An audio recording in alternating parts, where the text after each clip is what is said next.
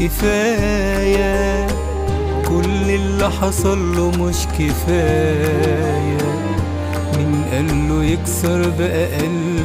ده كده زودها معاه مش كفاية. مين قاله يبعني بيع حبي؟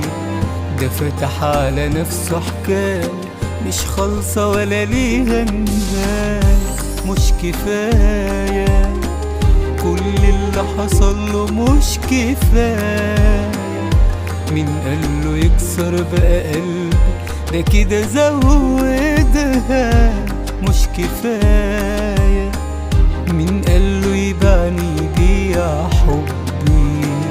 ازاي معرفش ان الغلطة بفورة، ودي منطقة محظورة في قانون هوايا.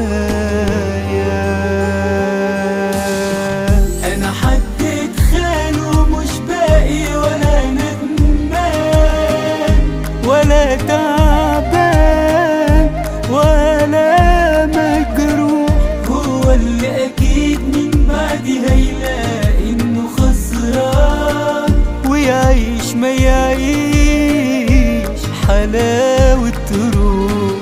انا حد اتخان ومش باقي ولا ندمان ولا تعبان ولا مجروح.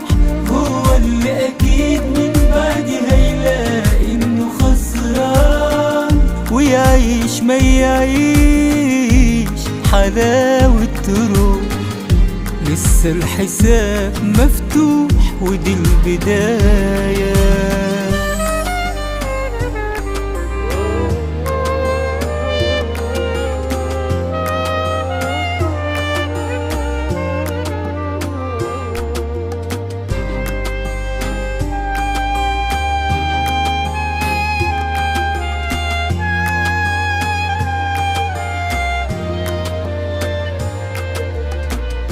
مش هعاند واقول يمكن وشيء وارد، يراجع نفسه يتغير وهو على اللي فيه واخد. مفيش واحد يعيش قابل ومش رافض خيانة اللي بيحبه، عليه لازم هيتجاح. مش هعاند واقول يمكن وشيء وارد، يراجع نفسه يتغير وهو على اللي فيه واخد. مفيش واحد يعيش قابل ومش رافض، ينسى اللي أذى ويصفى عادي ويسامحه، وهو سبب جرحه ده يبقى ضعيف ومش جامد.